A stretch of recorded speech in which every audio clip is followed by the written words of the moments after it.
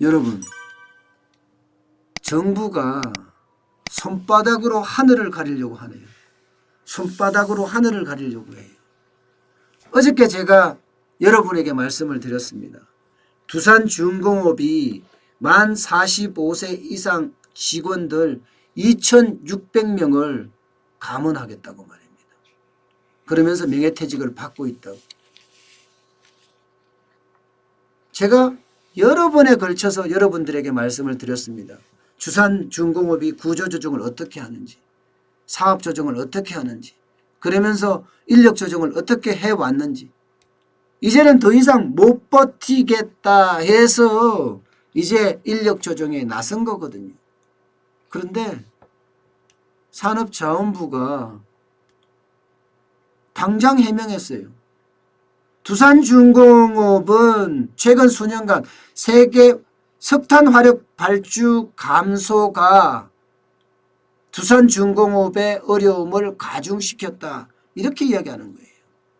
정부는 그동안 에너지전환 정책 이후에도 큰 변화가 없었다.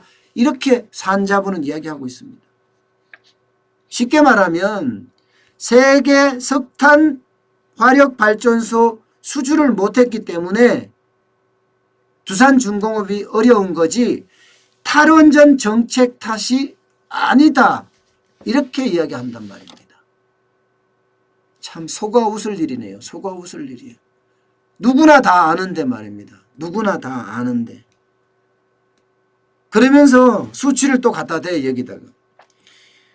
실제 세계 석탄화력발전소 투자 규모가 보면 2015년에는 88기가와트에서 2018년에는 23기가와트로 크게 나타났다. 이게 국제에너지기구의 통계다. 이 말은 무슨 말이에요? 두산중공업이 석탄화력발전소를 전 세계 수주를 못했기 때문이고 그 시장 규모가 적어졌기 때문에 수주를 못했다. 이런 얘기잖아요. 참. 아이고. 이런 걸 보면 저는 그런 생각이 들어요. 왜 진실을 감추려고 들지요? 두산중공업의 수익원의 핵심은 원전사업이에요.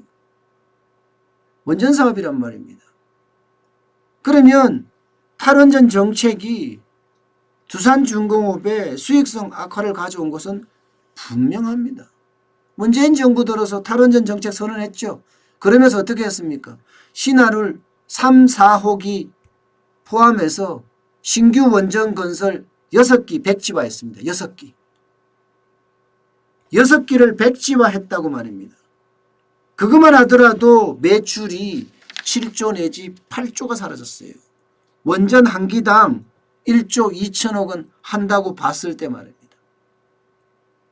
7조에서 8조가 사라졌는데 그러면 어떻게 하겠어요? 두산중공업 입장에서는 어려워질 수밖에 없죠.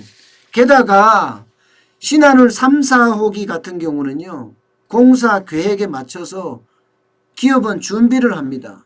두산중공업이 유일하게 원전 사업을 하는 그런 회사니까요. 4,900원 상당의 이미 기투자한 돈이 있습니다. 여기에다가 자재 보관 비용 뭐 이런 것까지 다 합치면요. 백지화함으로 해서 7천억 원의 손실이 났어요. 7천억 원의 손실이. 아니 기업에서 실제로 났는데 산자부는 아니래. 야, 정부는 기업을 도와줘야 되는데 기업 너네들이 못해놓고 왜 우리 정책 탓하냐 뭐 이런 이야기겠죠. 아니라니까요. 지금 앞으로 원전은 더 문제예요. 일감이 없거든요. 일감이 완전히 끊겼습니다. 원전 부분 공장 가동률을 보면 2017년에 50%였어요. 2017년에 100%였어요. 100%. 그게 올해는 60% 수준까지 떨어졌습니다. 내년 가면 이거 반 땅에 반 그 밑으로 떨어질 수도 있다고 해요. 그러면 두산중공업 입장에서는 어떻게 되겠습니까? 앞으로 더 어려워진다는 그런 이야기예요. 산업자원부가 이야기했던 것처럼 석탄 화력 발전소의 수주를 못해서 그런 것이 아니라니까요. 이 사실은 모두가 다 압니다. 누구나 다 압니다. 그런데 그걸 부정한다고 부정해지겠습니까?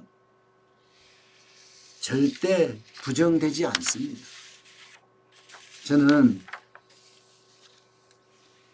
참 그걸 보면서 안타깝다는 생각밖에 할 수가 없어요. 왜 이렇게 해야 되는지 말입니다. 정부가 기업을 도와줘야 되잖아요. 근데 도와주지는 못할 망정 그 말을 오히려 반박하고 있으니 참 답답할 그런 노릇입니다.